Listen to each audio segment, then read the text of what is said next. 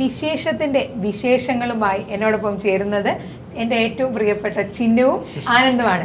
ആനന്ദ് അത്ര പ്രിയപ്പെട്ടതായി വരുന്നത് കാരണം ആനന്ദ് ഞാൻ ചിന്നുവിനെ ഇതിന് തൊട്ട് മുന്നേ ചിന്നുവിന്റെ സിനിമയ്ക്ക് വേണ്ടി ഞങ്ങൾ അതിനെക്കുറിച്ച് പറയുകയുണ്ടായി.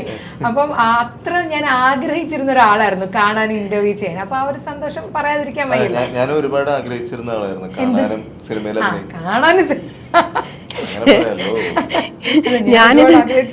എന്താണെന്ന് അറിയേണ്ടത് നോക്കല്ലേ. ഞാനിത് പൈസ കൊടുത്ത് പറയുമ്പോൾ കാരണം ഇന്നത്തെ ഇന്റർവ്യൂ മൊത്തം എല്ലാരും ചിന്നുവിനെ കുറിച്ചാണ് പറഞ്ഞല്ലേ ആനന്ദ്. അപ്പൊ നമുക്കെന്നാ ആനന്ദിൽ തന്നെ തുടങ്ങാം അല്ലെ. ആനന്ദിന്റെ വിശേഷമാണ് ശരിക്കും വിശേഷം. കാരണം ഇതിന്റെ കഥ, തിരക്കഥ, പാട്ട്, സംഗീതം, എന്താണ് മനുഷ്യ, എന്താണ് വിശേഷം? വിശേഷം എന്താ പറയാ, ഭയങ്കര സന്തോഷം നിറഞ്ഞ, നമുക്ക് എല്ലാവർക്കും റിലേറ്റബിൾ ആയിട്ടുള്ള, നമ്മുടെ ചുറ്റുവട്ടത്ത് കിടക്കുന്ന അല്ലെങ്കിൽ നമ്മുടെ വീട്ടിലേക്ക് തന്നെ ഒന്ന് തിരിഞ്ഞു നോക്കിയാൽ കാണാവുന്ന ആളുകൾ ഉള്ള ഒരു നല്ല സിനിമ. നല്ല സിനിമ എന്ന് ഞാൻ പറയുന്നത് അത് തിരിച്ച് ഓരോരുത്തരുടെ അഭിപ്രായമായിരിക്കും. എന്നിരുന്നാലും ഒരുപാട് സ്നേഹമുണ്ട് ആ സിനിമയിൽ എന്നാണ് ഞാൻ വിശ്വസിക്കുന്നത്. അതിലെ ഓരോ കണ്ടന്റും, അത് എഴുതുമ്പോഴും പറഞ്ഞ പോലെ പാട്ട് ചെയ്യുമ്പോഴും അഭിനയിക്കുമ്പോഴും ഒക്കെ അത് ആയിരുന്നു ഞങ്ങളുടെ മുന്നോട്ടുള്ള ഒരു ഗൈഡ് എന്ന് പറയും. കാരണം ഒരുപാട് സ്നേഹമുള്ള സിനിമയാണ്. അത് മുന്നോട്ട് വയ്ക്കുമ്പോൾ നമുക്ക് തിരിച്ചത് കിട്ടും എന്നുള്ളൊരു പ്രതീക്ഷയാണ് അതിനകത്ത് ഉള്ളത്. അപ്പോൾ വിശേഷം ഭയങ്കര സ്പെഷ്യലാണ് എന്നെ സംബന്ധിച്ച്. ആനന്ദിനെ സംബന്ധിച്ച് ഇപ്പൊ ആനന്ദിനോട് തന്നെ ചോദിക്കാം. അപ്പൊ നമ്മുടെ ഇന്റർവ്യൂവിന്റെ തുടക്കത്തിൽ പറഞ്ഞു നമുക്ക് രണ്ടുപേർക്കും പ്രിയപ്പെട്ട ഒരാൾ, ആനന്ദ് എഴുതുന്ന സിനിമയിലേക്ക് ആനന്ദ് വരണം എന്ന് ആഗ്രഹിച്ച ഒരാൾ. എങ്ങനെയാണ് വിശേഷത്തിന്റെ കഥ പറഞ്ഞ് ചിന്നുവിനെ കൺവിൻസ് ചെയ്യിച്ചത്? ഒരു ടാസ്ക് ആയിരുന്നു അത്. ഈ പറഞ്ഞ പോലെ ഞാൻ ഭയങ്കര ടാസ്ക് ആവുമെന്ന് വിചാരിച്ചൊരു കാര്യമായിരുന്നു.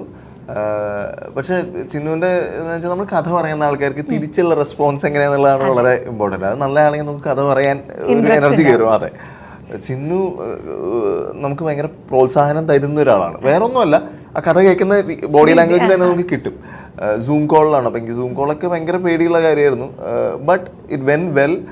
എല്ലാം കഴിഞ്ഞിട്ട് ഒരു ചടങ്ങാണ്. ഇതിൽ നായകൻ ആരാന്ന് പറയുന്നത് അപ്പൊ വർക്കായി, കഥയൊക്കെ വർക്കായി എന്ന് പറഞ്ഞു.